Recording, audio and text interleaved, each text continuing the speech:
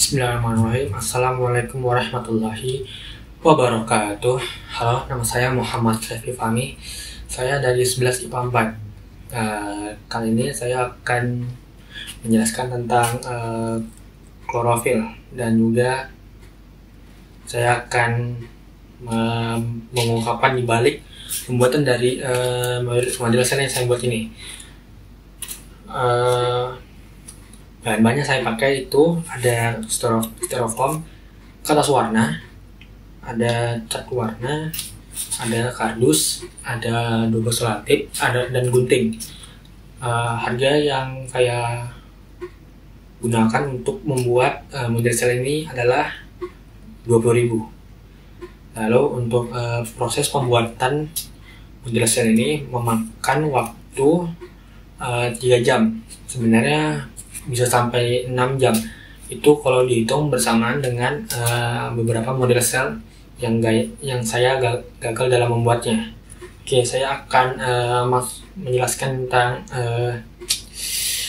kloropas. Kloropas adalah bagian dari plastik yang mengandung klorofil. Di dalam kloropas terdapat reaksi terang dan reaksi gelap dari fotosintesis tumbuhan.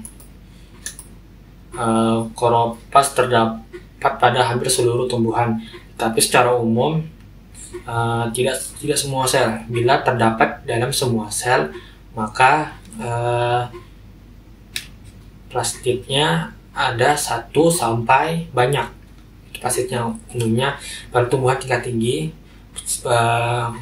kloropas berbentuk cakram, kira-kira ukurannya itu 2 kali 5 mikrometer, kadang-kadang lebih besar, tersusun dalam lapisan tunggal dalam sitoplasma. Namun bentuk dan posisinya berubah-ubah sesuai dengan intensitas cahaya. Pada ganggang bentuknya dapat seperti mangkuk, spiral, bahkan bintang yang menyerupai jaring, dan seringkali disertai piranoid. Pada sel tumbuhan,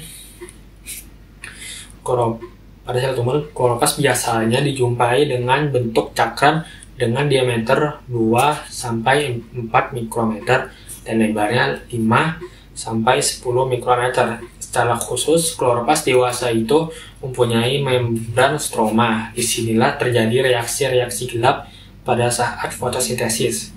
Dalam stroma itu terdapat sejumlah grana yang masing-masing itu terdiri dalam setumpuk tilakoid berupa gelembung yang memiliki membran, pipih, dan juga cakram. Membran tilakoid sendiri menyimpan pigmen-pigmen fotosintesis dan juga sistem transport elektron yang terdapat dalam fase fotosintesis yang sangat tergantung pada cahaya fotosintesis. Fungsi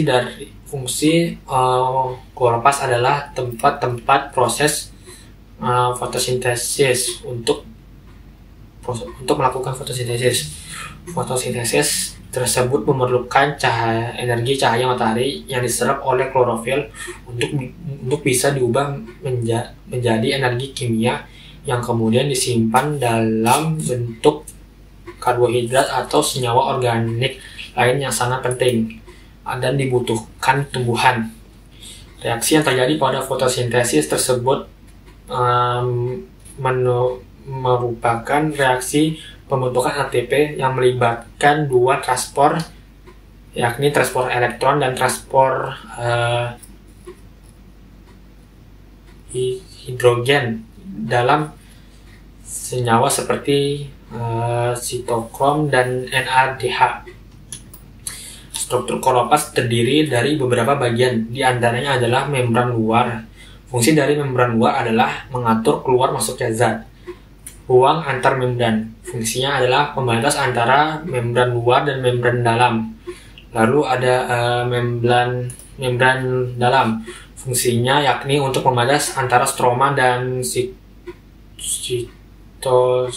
sitosol.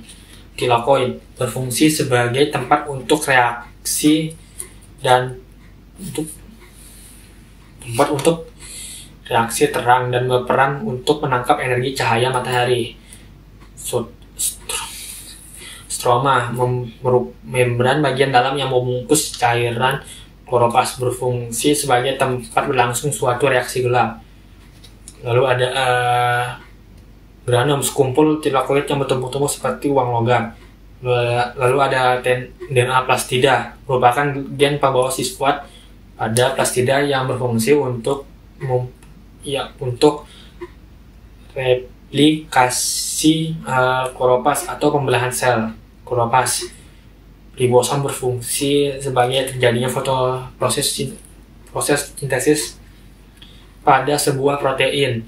Lalu ada plastoglobula, merupakan senyawa kimiawi yang terkandung pada kloroplast. Senyawa ini merupakan lipid yang berbentuk globul hati, merupakan hasil dari fotosintesis yang disimpan dalam bentuk amilom. Kurang lebih yang mohon maaf. Wassalamualaikum warahmatullahi wabarakatuh.